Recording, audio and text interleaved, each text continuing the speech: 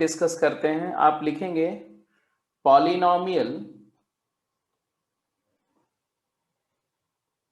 Solving polynomial inequality.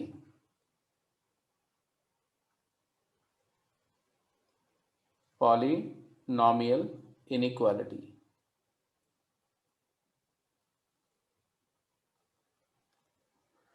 अब polynomial inequalities को solve करने का क्या तरीका है वो हम लोग डिस्कस करने जा रहे हैं। तो उसके लिए पॉलिनोमियल क्या है ये मुझे बताने की जरूरत नहीं है, आपको बहुत अच्छे से पता है।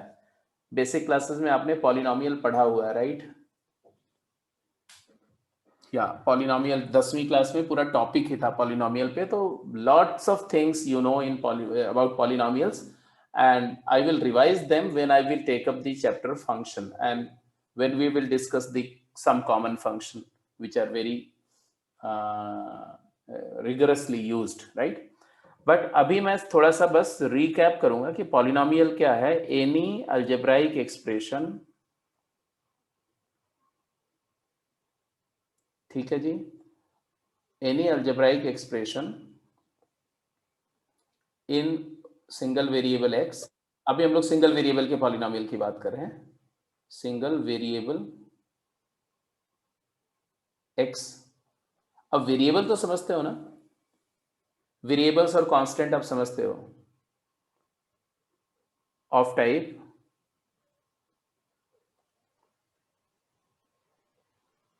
ए नॉट एक्स की power n plus a one x की power n minus one plus a two x की power n minus two and on a n minus one into x plus a n. ऐसा कुछ है अगर। अब देखो, variable वो क्वांटिटी होती है जिसकी वैल्यू चेंज होती है, और कांस्टेंट वो क्वांटिटी होती है जो अपनी वैल्यू को एक फिक्स्ड वैल्यू टेकअप करता है, ठीक है? तो आपको I hope that you know what is constant. Constant दो तरह के होते हैं, एक फिक्स्ड कांस्टेंट होते हैं और एक आर्बिट्रेरी कांस्टेंट्स होते हैं। और इसी तरह से व्हाट आर द वेरिएबल्स, और वेरिएबल्स भी दो तरह के होते हैं। एक होता है इंडिपेंडेंट वेरिएबल्स और एक होता है डिपेंडेंट वेरिएबल्स। तो इनके बारे में आपको पता होना चाहिए। फिजिक्स में भी ये सारी बातें बताई गई होंगी, अगर आपको मालूम है तो इट्स ओके, नहीं तो अगर आप बोलेंगे तो मैं थोड़ा सा ब्रीफ कर दूंगा। फिक्स्ड कांस्टेंट मतलब जैसे कि 1 2 3 है ना, ये नंबर्स जो है फिक्स कांस्टेंट है। कोई भी नंबर एक फिक्स कांस्टेंट है, क्योंकि 2 की वैल्यू पहले भी 2 ही थी, अभी भी 2 है और आगे भी 2 ही रहेगी, तो इसकी वैल्यू एकदम कांस्टेंट है, यूनिवर्सल कांस्टेंट है, ठीक है? जैसे ग्रेविटेशनल जी, कैपिटल जी क्या है? यूनिवर्सल कांस्टेंट है, फिक्स कांस्टेंट है। ऐसे कैपिटल आर, आर की जो वैल्यू होती है गैसियस लॉ में, कांस्टेंट है, यूनिवर्सल कांस्टेंट है। आर्बिट्रेरी कांस्टेंट क्या होते हैं? जो कांस्टेंट अपनी वैल्यू को एक सिचुएशन में, एक सर्कमस्टांसेस में फिक्स रखते हैं और किसी दूसरे सर्कमस्टांसेस में उसकी वैल्यू चेंज हो जाए, उनको हम आर्बिट्रेरी कांस्टेंट बोलते हैं, है ना? उनको यूजुअली सी या कुछ भी टी ऐसा ऐसा शो करते हैं, ठीक है? जैसे स्मॉल जी, ग्रेविटेशनल एक्सेलरेशन, ये आर्बिट्ररी कांस्टेंट है, मतलब कि एक प्लेस पर उसकी वैल्यू सेम रहती है, बट प्लेस चेंज करोगे तो वैल्यू चेंज होगा। पोल पर कुछ और होती है, इक्वेटर पे कुछ और होती है, और हाइट के रिस्पेक्ट में भी एक सर्टेन हाइट पर, अर्थ के सेंटर से सर्टेन हाइट पे फिक्स रहेगी, उसके बाद हाइट को कम या ज्यादा करोगे तो इसमें वेरिएशन आता है, ठीक है? तो situationally fixed, and after changing the circumstances and situation it changes. तो दिस इज कॉल्ड कांस्टेंट के दो कैटेगरीज हैं। वेरिएबल दो तरह के होते हैं, एक इंडिपेंडेंट एक डिपेंडेंट। जैसे अगर आपने बोला कि if you are talking of area of a circle, right, and you say that the radius of circle is x, then area of the circle is a, then a is equal to pi x square. So here area is expressed in terms of radius x. तो radius की value अगर आप change करोगे तो circle का size बड़ा होगा, area बढ़ती जाएगी. तो यहां पर x हम इंडिपेंडेंटली वेरी कर रहे हैं, x की वैल्यू हम वेरी कर रहे हैं और एरिया अपने आप चेंज हो रहा है. तो x is called independent variable and area is called dependent variable. तो इंडिपेंडेंट वेरिएबल मतलब जिसकी वैल्यू को हम असाइन कर सकते हैं खुद, और डिपेंडेंट वेरिएबल जो अपने आप अपनी वैल्यू टेकअप नहीं कर सकता. इंडिपेंडेंट वेरिएबल वैल्यू अपने आप टेकअप करेगा, बट डिपेंडेंट वेरिएबल ए जो है it will take up the value by according to value of x. तो ये हो गया एरिया. और इसी इक्वेशन को अगर ऐसा लिख दिया जाए x is equal to square root of a by pi.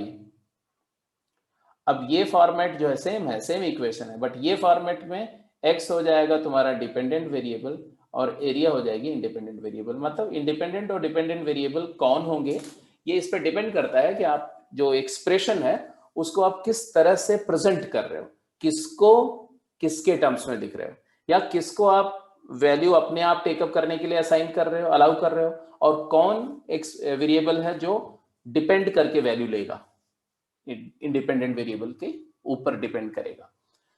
So that you know. और अब हम इसी डिस्कशन को कैरी फॉरवर्ड कर रहे हैं. इतनी बातें आपको पता होनी चाहिए, ठीक है. अब यहां जो आपने एक्सप्रेशन डिफाइन किया बेटा, इस एक्सप्रेशन को हम पॉलिनॉमियल बोलते हैं, क्योंकि पॉली मीन्स होता है मेनी और नॉमियल का मतलब होता है टर्म. तो टर्म क्या होता है? तो टर्म भी समझो. टर्म हर वर्ड का एक मीनिंग होता है, ठीक है. Term is quantity separated with plus sign. Quantity separated by plus sign, ये लिख लो, इसको याद रखना हमेशा. Separated by positive sign. जैसे अगर मैंने लिखा a minus 2b plus 3c, तो इसमें a plus negative 2b plus 3c, तो तीन टर्म है. What are those three terms? First term is a, second term is negative 2b and third term is 3c.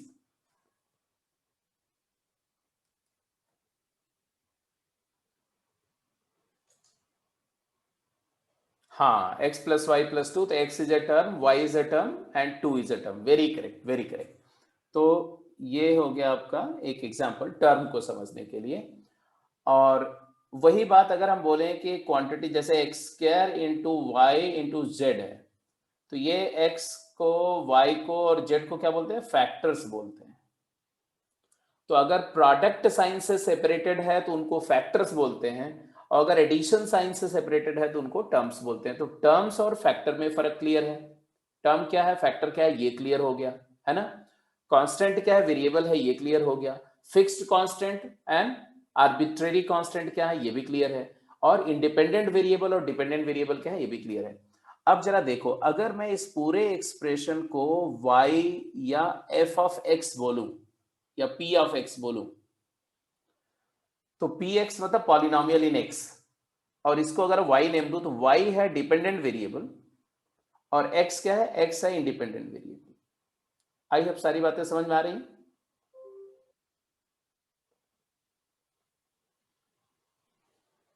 Right.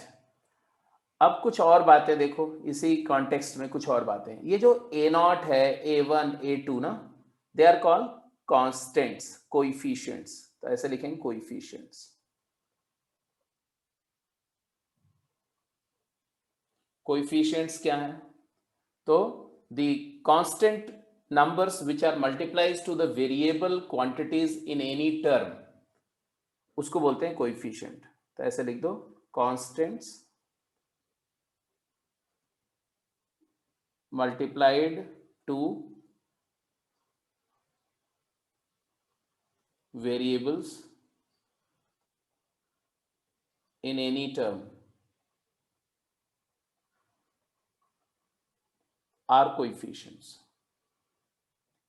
For instance, here a naught is a coefficient, a1 is a coefficient, a2 is a coefficient and so on.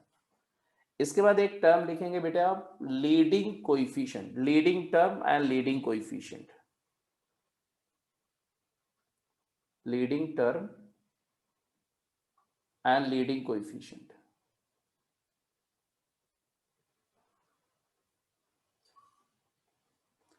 The term with highest power of variable,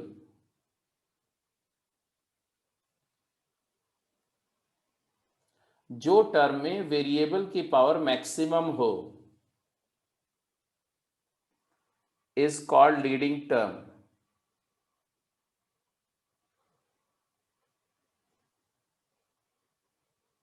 जिस term में variable की power largest हो, maximum हो, उसको हम leading term बोलते हैं, leading term, and it's coefficient is called leading coefficient, leading coefficient.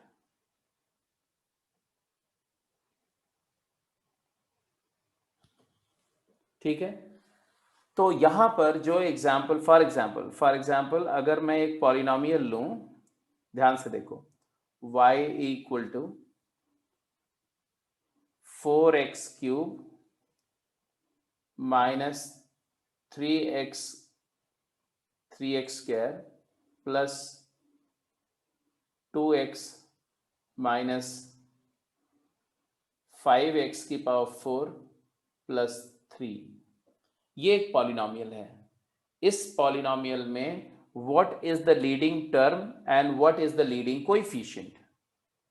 तो in this polynomial leading term और लीडिंग कोएफिशिएंट आपने बताना है. जरा बताइए तो, लीडिंग टर्म क्या है? हाईएस्ट पावर ऑफ x का जो टर्म है उसको हम लीडिंग टर्म बोल रहे हैं, और उसमें जो कोएफिशिएंट है उसको हम लीडिंग कोएफिशिएंट बोल रहे हैं.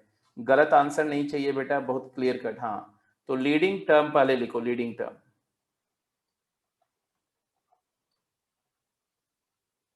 Leading term is negative 5x की power 4, very correct, negative 5x की पावर 4, और इसमें जो कोएफिशिएंट है, लीडिंग कोएफिशिएंट, वो है -5.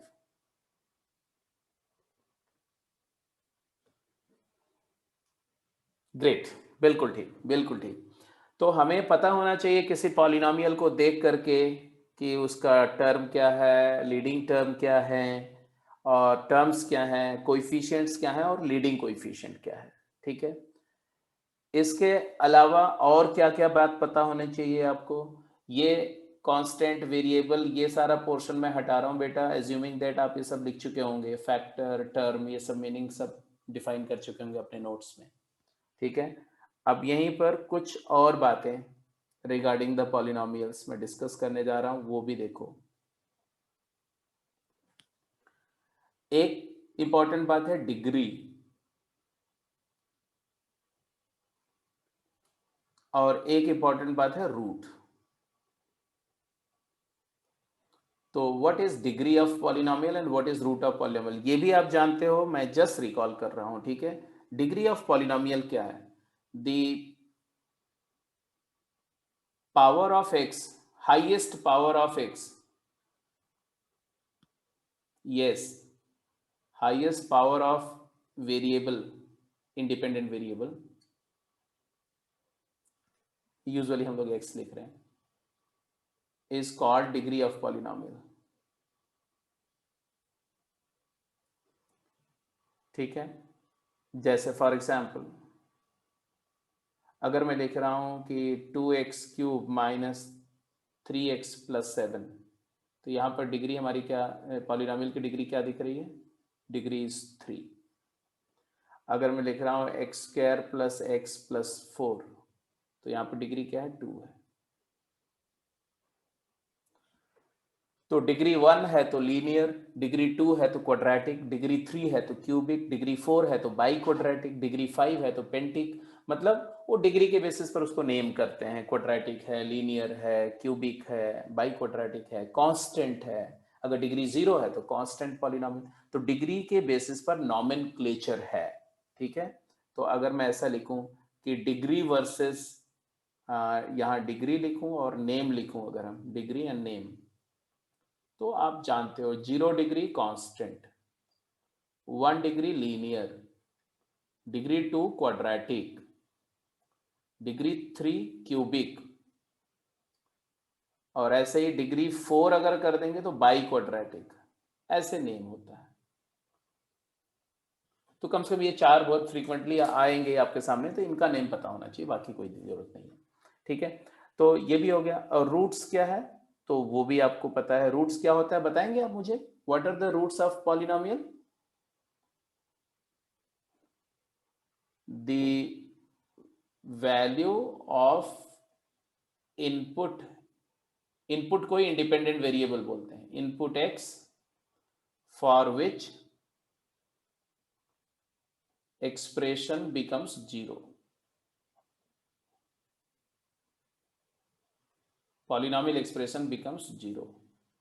जैसे अगर हमारा फॉर इंस्टेंस, समझने के लिए कि क्या बोला गया, अगर हमारा पॉलिनोमियल है y is equal to x square minus 3x plus 2, ठीक है। तो यहां पर मैं यहां पर कुछ इनपुट दे रहा हूं, x की वैल्यू ले रहा हूं और फिर y की कॉरेस्पॉन्डिंग वैल्यूज निकाल रहे हैं, ठीक है। y की वैल्यू और y की वैल्यू का साइन देख रहे हैं कि साइन क्या है। ध्यान से देखो बेटा, इस एनालिसिस में हम लोग क्या कर रहे हैं, x की कुछ वैल्यू दे रहे हैं। जैसे अगर x की वैल्यू 0 है या -1 है, 0 है, 1 है, 1.5 है, 2 है, 3 है, ये x की कुछ वैल्यू दिया। अब इन x की वैल्यू के कॉरस्पॉन्डिंग y की वैल्यू क्या आएगी ये देखो। तो अगर आप -1 दोगे तो y की वैल्यू आएगी 6, 1 + 3 + 2 6, 6 पॉजिटिव है, पॉजिटिव वैल्यू आई, पॉजिटिव पता है ऐसे प्लस साइन से दिखा रहे हैं। 0 वैल्यू दिया तो 2, 0 पर वैल्यू 2 आ रही है, ये भी पॉजिटिव है। 1 वैल्यू दिया तो 1 पर वैल्यू 1 + 2 3 - 3 0, तो ये 0 है ना, इधर पॉजिटिव ना और नेगेटिव, तो ब्लैंक साइन इसका ब्लैंक हो गया, ठीक है। ऐसे 1.5 वैल्यू दिया 3/2, तो नेगेटिव आ जाएगा। 3/2 करेंगे तो आएगा 9/4 माइनस 9/2 प्लस 2, 1.5 वैल्यू दिया 3/2,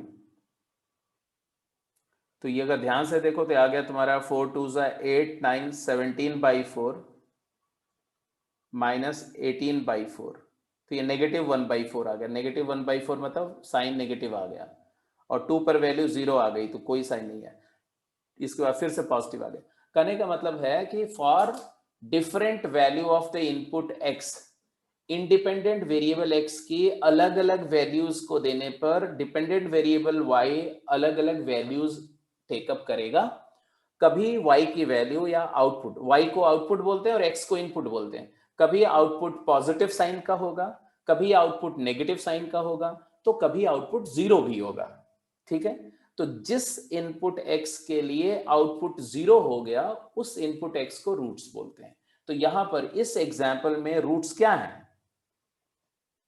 can you figure out the roots in this example बेटा? इस पर्टिकुलर स्पेसिफिक एग्जाम्पल में रूट्स दिख रहे हैं ना?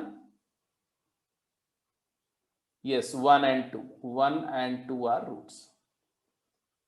Values of the independent variable x for which the output becomes 0.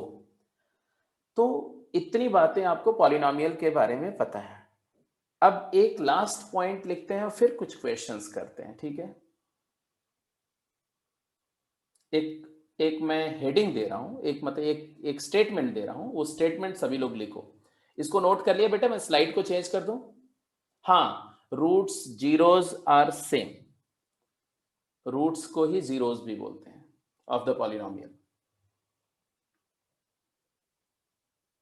ठीक है। तो आप लिखेंगे बेटा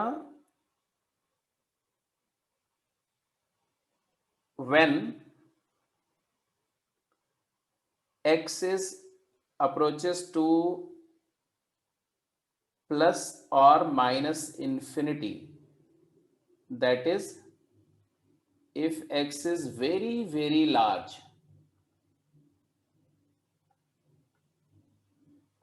then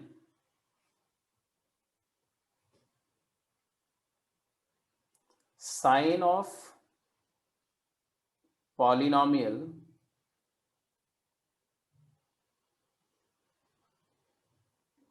is governed by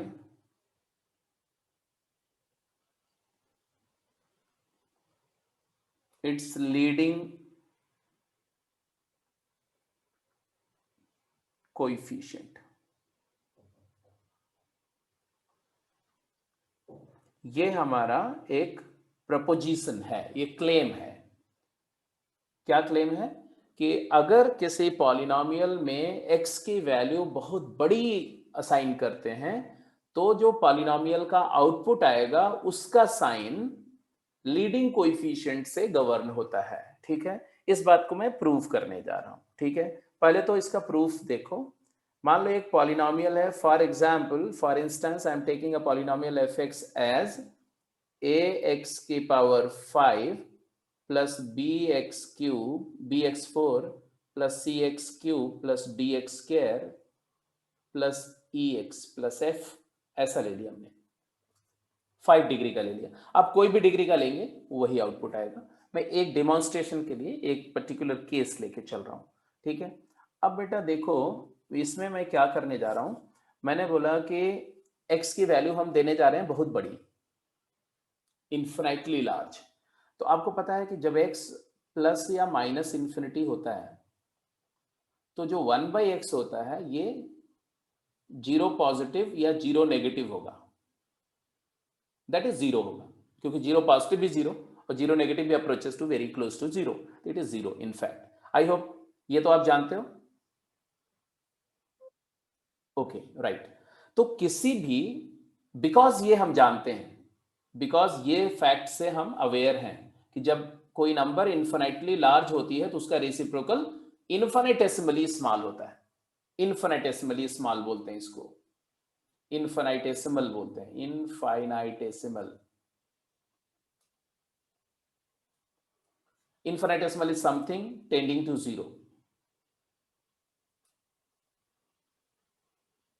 ठीक है, अब इस बात का ध्यान में रखते हुए किसी भी फंक्शन की वैल्यू अगर हमें इंफिनिटी पर प्रेडिक्ट करनी है, जज करनी है, तो उसको 1/x का फंक्शन बनाना चाहिए। तो 1/x का फंक्शन, ये आपके लिए बहुत मेजर हिंट है या सपोर्ट है कंसेप्चुअली। इसको याद रखो, इसको नोट करके लिख दो, commit to memory, to determine the behavior of output of any function, function मतलब कोई मशीन है, एक्सप्रेशन, जहां मैं फंक्शन बोलो वहां एक्सप्रेशन बोलो अगर आपको फंक्शन से कोई प्रॉब्लम है तो। Output of any expression at input x approaching to plus minus infinity, express it in the form of 1/x। तो उस एक्सप्रेशन को 1/x के टर्म्स में एक्सप्रेस कर दो और फिर इवेल्युएट करोगे तो आपको उसका बिहेवियर या उसकी वैल्यू का बिहेवियर पता चल जाएगा। Commit to memory. Now come to, इसी बात को, इसी इंस्ट्रक्शन को अगर यहां इस्तेमाल करें तो मैं बोलूंगा हाईएस्ट पावर का जो टर्म है, देख रहे हो x की पावर 5 लीडिंग टर्म है ना, लीडिंग टर्म को कॉमन ले लो तो या x की पावर 5 से बाहर मल्टीप्लाई करके अंदर पूरे एक्सप्रेशन को x की पावर 5 से डिवाइड कर दो। अगर आप इस पूरे एक्सप्रेशन को x की पावर 5 से डिवाइड करते हैं, क्योंकि बाहर मल्टीप्लाई कर चुके हैं, तो यहां आ जाएगा a, फिर आ जाएगा b/x, x4/x5, x हो गया, plus c/x² plus d/x³ plus e/x की पावर 4 प्लस f/x की पावर 5। एग्रीड?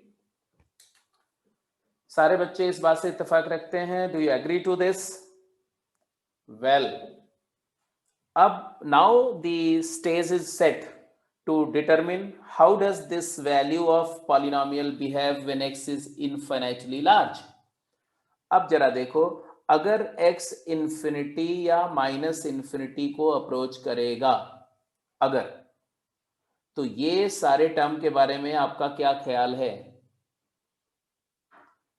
1/x जीरो को अप्रोच करेगा, 1/x² भी जीरो, क्योंकि सारा ही डिनोमिनेटर इंफिनिटी को अप्रोच करेगा, न्यूमरेटर कांस्टेंट फाइनाइट क्वांटिटी है, फाइनाइट बाय इंफिनिटी हमेशा जीरो होगा, तो it will all approach to zero. तो हमारा एफ एक्स क्या होगा? F of x when x approaches to infinity, x tending to infinity पर एफ एक्स क्या होगा? तो आप बोलेंगे it is approximately a into x की पावर 5। मानते हो कि नहीं मानते हो?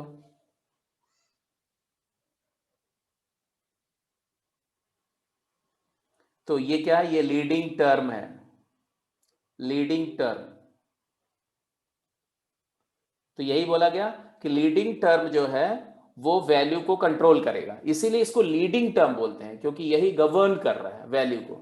अब साइन पे आ जाओ, एक्स टेंडिंग टू इंफिनिटी की बात करो, एफ इंफिनिटी पर साइन क्या होगा? Sign it is a times plus infinity. इसका मतलब है it will be positive if a is positive and it will be negative if a is negative. मानते हो कि नहीं मानते? जल्दी बोलो। लीडिंग कोएफिशिएंट पॉजिटिव है तो एक्सप्रेशन पॉजिटिव आएगा, लीडिंग कोएफिशिएंट नेगेटिव है तो एक्सप्रेशन नेगेटिव आएगा। कहां पर? x अप्रोचेस टू इंफिनिटी पर। तो हमने यहां लिख दिया at x tending to infinity the sign of polynomial remains same as sign of its leading coefficient, sign of its leading coefficient।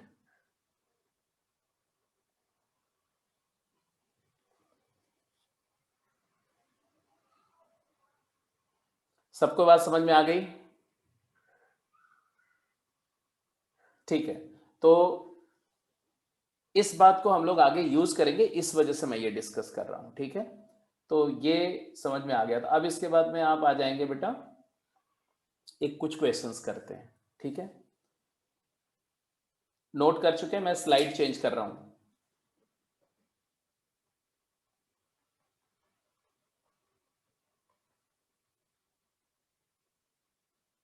Great. तो अगला जो नेक्स्ट 20 मिनट है ना, ये बहुत इंपॉर्टेंट है आपके लाइफ का, इसलिए अगला 20 मिनट को आपको पूरी शिद्दत से जीना है। ठीक है, it is very very important. मतलब नेक्स्ट 20 मिनट आपकी पूरी मैथमेटिक्स का जो लाइफ है उसके लिए एक ऑक्सीजन है। और आजकल तो आप जानते ही हो कि ऑक्सीजन कितना इंपॉर्टेंट है।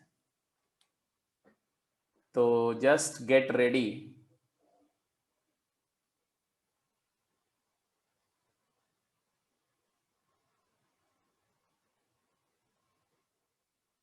हाँ, बिल्कुल सही बोल रहे हो तुम, बिल्कुल सही बोल रहे हो।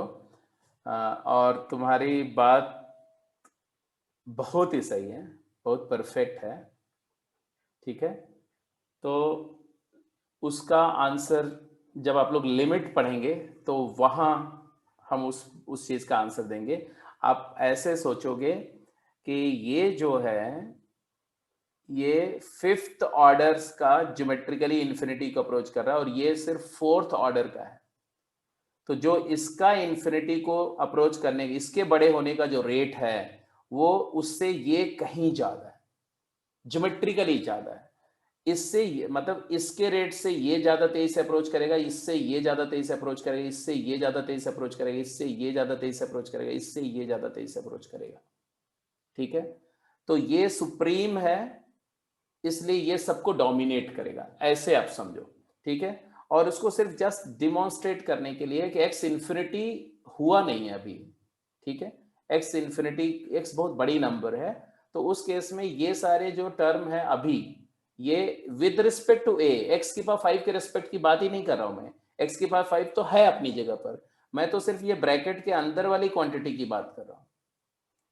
ठीक है, तो ये जो क्वांटिटी है ब्रैकेट के अंदर, इसमें ए तो नॉन जीरो है ना, ये नॉन जीरो है, और ये क्वांटिटीज क्या है, ये वाली क्वांटिटीज, ये क्वांटिटीज तो पॉजिटिव है, जीरो है ना, या जीरो नहीं है तो जीरो के बहुत क्लोज है, ये कांस्टेंट है, ये इसको जितना चाहो उतना छोटा बना सकते हो, तो जब इन दोनों को ऐड करेंगे तो ऐड करके तो ए ही आएगा ना, तो ये ब्रैकेट की वैल्यू ए ही होगी, इसलिए पूरा एक्सप्रेशन ए एक्स की पावर 5 होगा, इसलिए हम सिर्फ इसको देखेंगे, आप उधर मत देखो, अब यहां देखो, सिर्फ यहां। I hope it is okay Raghav. हाँ, मतलब है कि ax की पावर 5 डोमिनेंट है, ऐसे बोलो तो, जब आप पूरा का पूरा देख रहे हो तो, अदरवाइज मैं बोलूंगा कि आप उसके चक्कर में ही मत पड़ो ना, आप सिर्फ इतने पोर्शन को क्यों नहीं ऑब्जर्व करते, only observe this quantity, this बाहर का x की पावर 5, तो जैसा a के लिए है वैसा ही काम उसका इसके लिए भी है, इसके लिए भी उसमें भी मल्टीप्लाई होगा x की पावर 5 और a में भी मल्टीप्लाई होगा, तो जो दोनों में इक्वल क्वांटिटी मल्टीप्लाई हो रही है तो वो तो जो भी इफेक्ट प्रोड्यूस करेगी वो इसमें भी करेगी इसमें भी करेगी, हम रिलेटिवली सिर्फ ब्रैकेट के अंदर वाली क्वांटिटी को वॉच करें, तो जब x इंफिनिटी को जाएगा तो ये जो सारे टर्म का सम है ये जीरो हो जाएगा, और ये जो है नॉन जीरो है, जैसे मान लो ये 2 हो गया और ये हो गया 0.000000003, मान लो ये नेगेटिव भी है, तो इस 2 में ये ऐड करके तो 2 ही रहेगा ना अप्रोक्सीमेटली 2, तो ए में कोई चेंज नहीं आएगा इसको ऐड करके, जीरो ऐड करके, दैट्स द पॉइंट बेसिकली।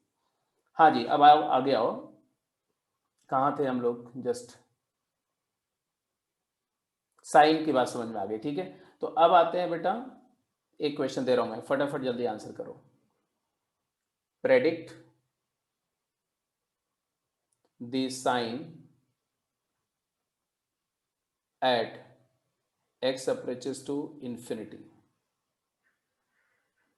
पहला, fx is equal to 3x की power 4 plus 2x cube minus 4x square plus 5। दूसरा, fx is equal to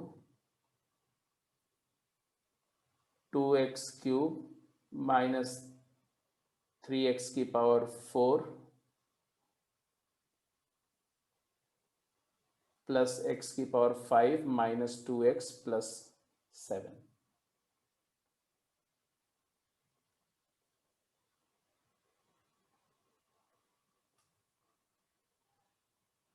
x square minus 2x plus 3 plus 4x minus x square. हाँ जी, आपको बताना है infinity पर expression का sign.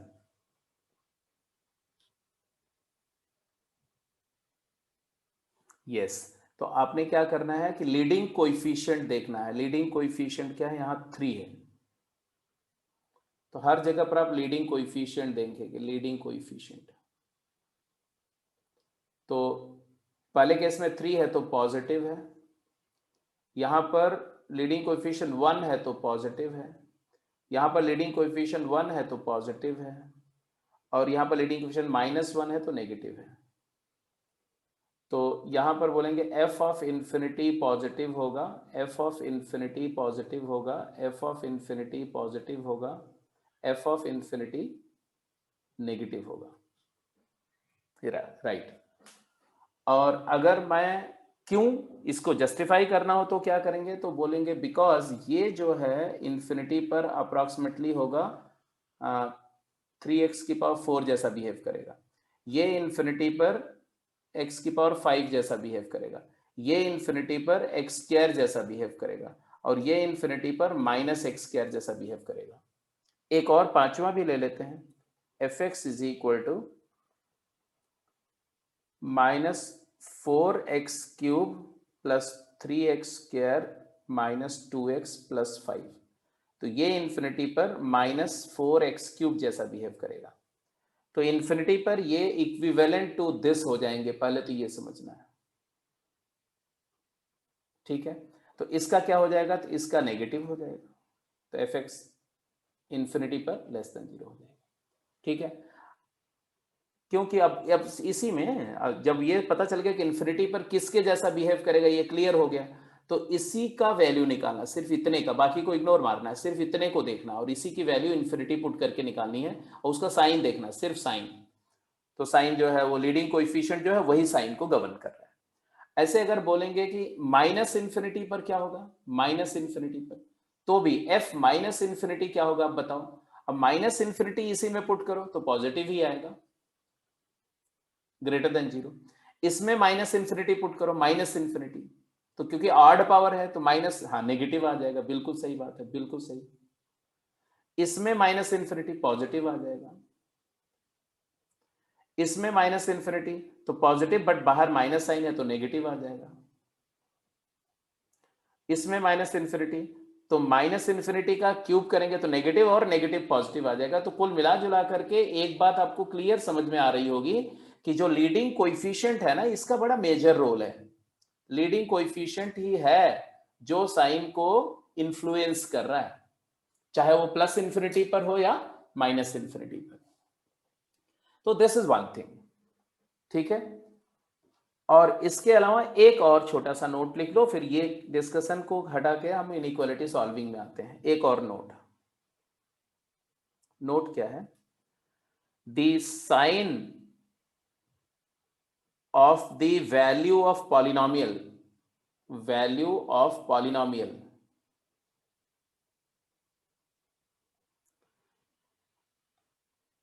Can change only across its roots।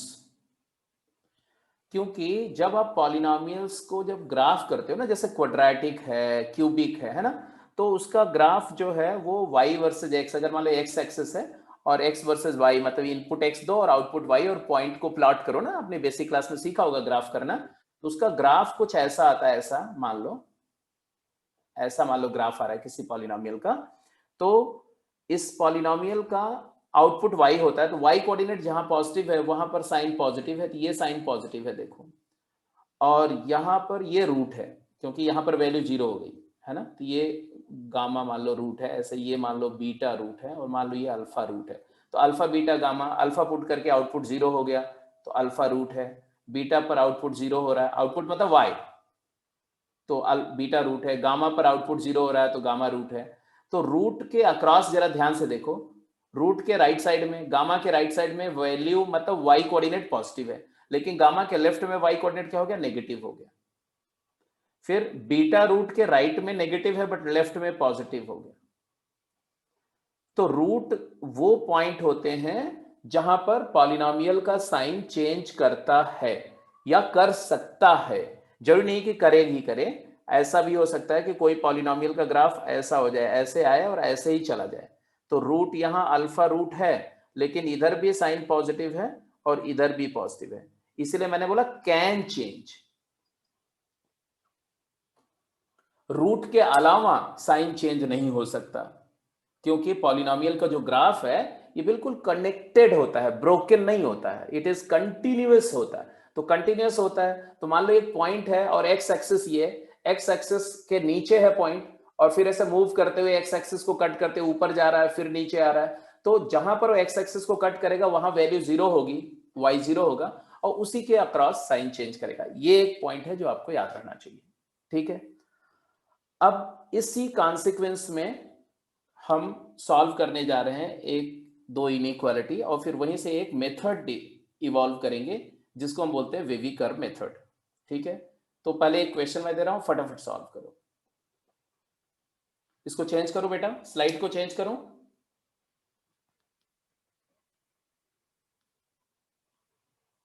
ठीक है,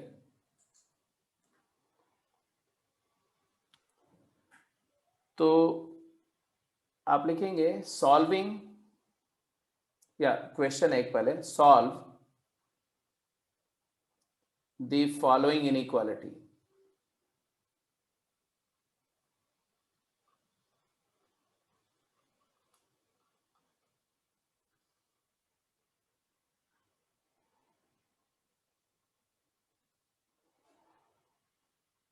x minus 1 into x minus 2 greater than 0.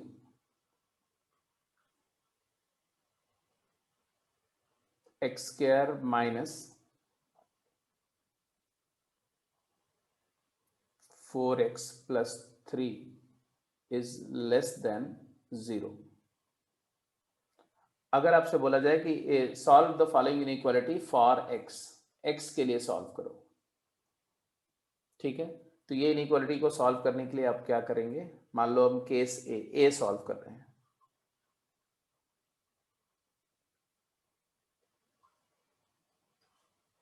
अब जब ए पार्ट को सॉल्व कर रहे हैं तो हमारे पास जो सिचुएशन है उसको पहले फिगर आउट करो। सिचुएशन है कि दो फैक्टर का प्रोडक्ट पॉजिटिव है,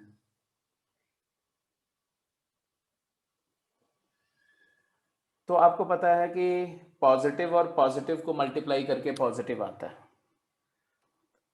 है ना, और आपको ये भी पता है कि नेगेटिव और नेगेटिव को मल्टीप्लाई करके भी पॉजिटिव आता है। तो दो नंबर का प्रोडक्ट पॉजिटिव है तो इसका मतलब है दोनों का साइन सेम है। तो यहां से दो केसेस बनेंगे। नहीं नहीं, ऐसे नहीं, ऐसे नहीं आंसर करेंगे। Case 1, this implies x minus 1 and x minus 2 of same sign.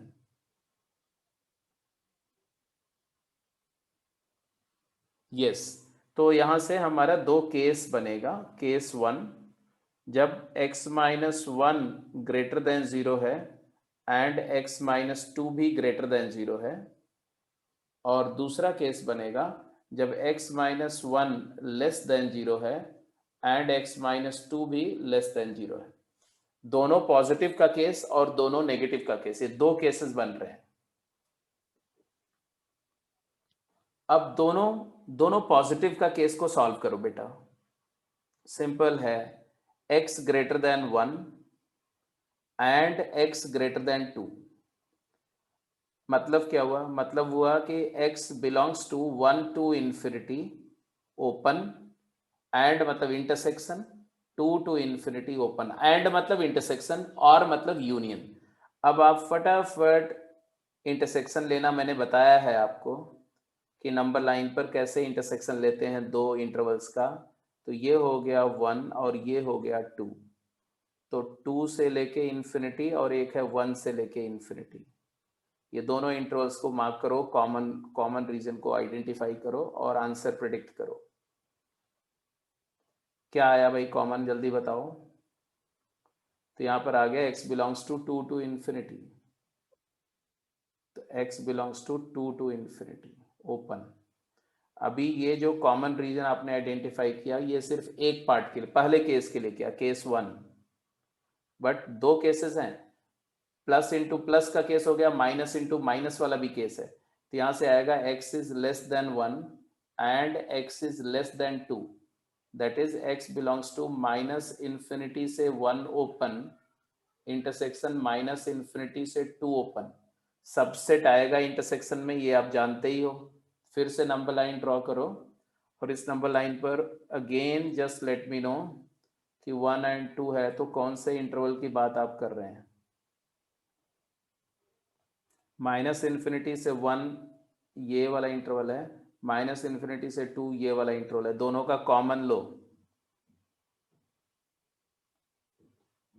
तो माइनस इन्फिनिटी से 1 ये वाला पोर्शन आया, तो x belongs to minus infinity से 1। अब दोनों केसेस के बीच क्या है? केस 1 और ये था केस 2, ये दोनों एक साथ हैं या और हैं या एंड? और या तो ये होगा या तो ये होगा, दोनों बातें एक साथ नहीं हो सकती, तो ये दोनों का और करेंगे, और मतलब यूनियन। तो फाइनल आंसर क्या आया बेटा?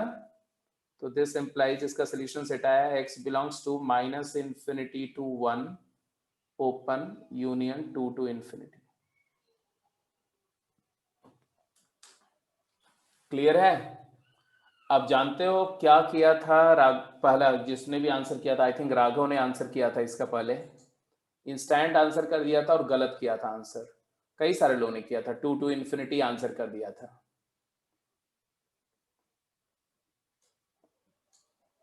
ठीक है, तो वो क्यों किया था, उन्होंने ऐसे किया कि x minus one greater than zero and x minus two greater than zero. भाई ये क्यों, दो नंबर का प्रोडक्ट पॉजिटिव होने के लिए दोनों नंबर पॉजिटिव है जरूरी तो नहीं, दोनों नेगेटिव भी हो सकती थी, एक केस छूट गया आपका। तो ये ऐसा, जरा इसका आंसर बताओ क्विक, इसका आंसर बताओ दूसरे वाले का। अगर केस वन का किया था फिर कोई दिक्कत नहीं है, लेकिन अगर आपने कंप्लीट आंसर ऐसा कर दिया तो गलत है। अब केस टू, सेकंड करके बताओ, सेकंड।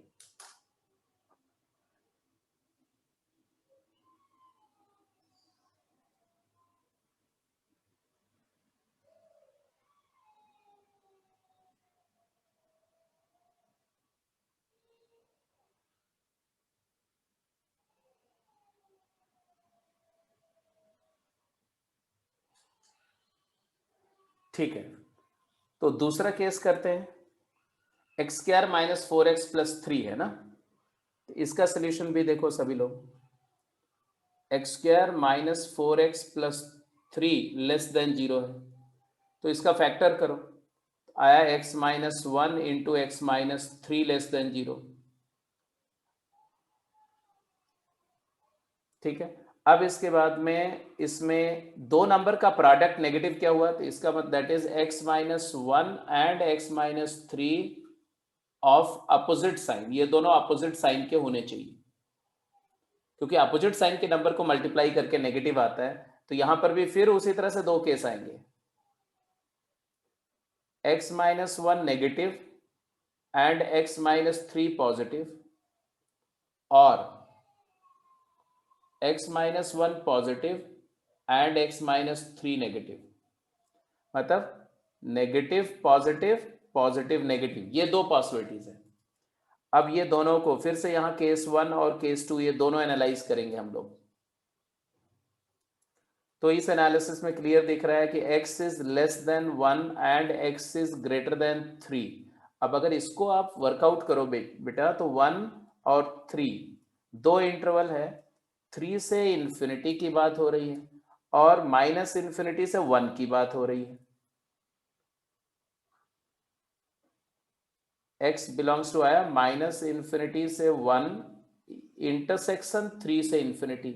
अब मुझे बताओ क्या इन दोनों में कुछ कॉमन है, दोनों डिसजॉइंट इंटरवल्स हैं, इनमें कुछ भी कॉमन नहीं है, तो आंसर है x belongs to null set.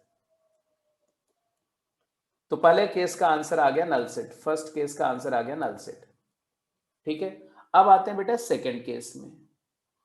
Second case में हम क्या बोल रहे हैं जी, हम बोल रहे हैं x is greater than one and x is less than three.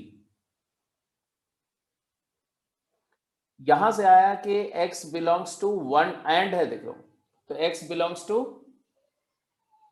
One to three, है ना, x belongs to one to three. कैसे चेक करके देखो तो समझ में आ जाएगा, वन वन से infinity and intersection minus infinity से थ्री।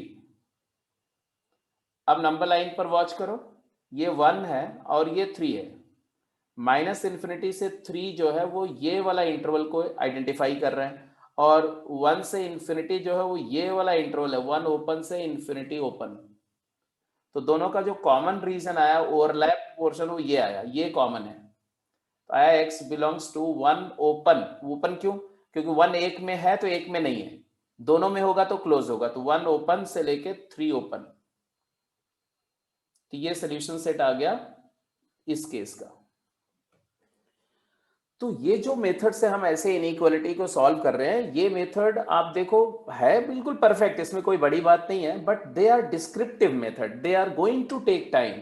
जैसे ऐसी किसी इनइक्वालिटी को सॉल्व करना है तो आप समझ लो कि आपको कम से कम एक मिनट डेढ़ मिनट चाहिए, एक मिनट तो चाहिए आपको इस पूरा सॉल्व करके फाइनल आंसर लिखने में। तब दोनों में और है, तो और है तो इन दोनों का यूनियन लेंगे, नल सेट का किसी भी सेट के साथ में यूनियन लेके वही आंसर आता है, तो x belongs to one to three आ गया फाइनली।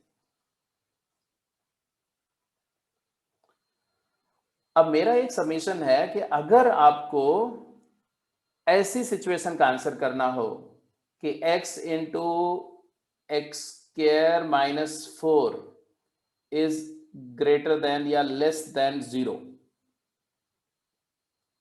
बस खत्म कर रहा हूं बेटा, मैं खत्म कर रहा हूं, इसको सॉल्व नहीं कर रहा हूं, सिर्फ मैं आपको एक प्रॉब्लम का जो डेप्थ है वो दिखा रहा हूं कि अगर ऐसा हो कि 3 फैक्टर हों, x into x minus two into x plus two,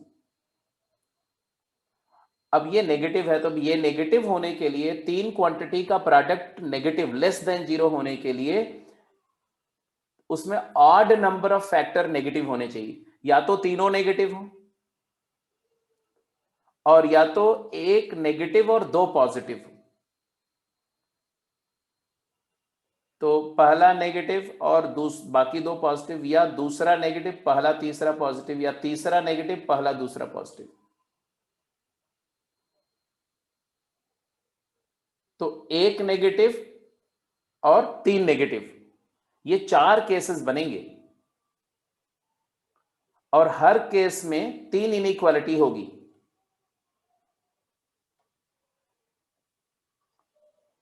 तो आप समझ रहे हो, पहले 3 इनइक्वालिटी सॉल्व करना, फिर उनका उनका इंटरसेक्शन लेना, फिर इसका 3 को सॉल्व करके इंटरसेक्शन, फिर ये 3 को सॉल्व करके इंटरसेक्शन, फिर ये 3 को सॉल्व करके इंटरसेक्शन, फिर सबका यूनियन लेके तब आंसर आएगा। ये क्वेश्चन आपके लिए होमवर्क है, ये करके मुझे आंसर बताएंगे। आपको इस करने के प्रोसेस में पता चलेगा कि जैसे जैसे नंबर ऑफ फैक्टर बढ़ते जाएंगे, ये एग्जॉस्टिव मेथड से केस एनालिसिस करके सॉल्व करना डिफिकल्ट होता जाएगा। और अगर 4 या 5 फैक्टर है तो ये इम्पॉसिबल होगा टाइमली, 2 4 5 मिनट में भी आंसर नहीं आएगा। तो हमें एक ऐसा मेथड चाहिए होगा जो ऐसे सारे केसेस का आंसर 20 to 30 सेकेंड में आ जाए। तो वो है वेवी कर्व मेथड, जिसको हम लोग नेक्स्ट क्लास मतलब कल की क्लास में डिस्कस करेंगे। तो आज के लिए आपको सिर्फ ये है कि मैं आपको अभी एक गेम शेयर करूंगा क्लास के बाद, वो गेम को सॉल्व करना है। वो फंक्शन की गेम है बेसिकली, बट उसमें यही पॉलिनोमियल्स के बारे में डिस्कशन है, तो उसको आप सॉल्व करेंगे, ठीक है। और इसमें मैं अभी मेंशन कर दूंगा कौन कौन से क्वेश्चन आपके असाइनमेंट में से करने हैं, वो आप करेंगे, दैट्स इट। हाँ, अभी मैं ग्रुप पे डाल दूंगा बेटा कहाँ तक हो जाएगी असाइनमेंट, असाइनमेंट मतलब गेम। ठीक है बेटा, ओके।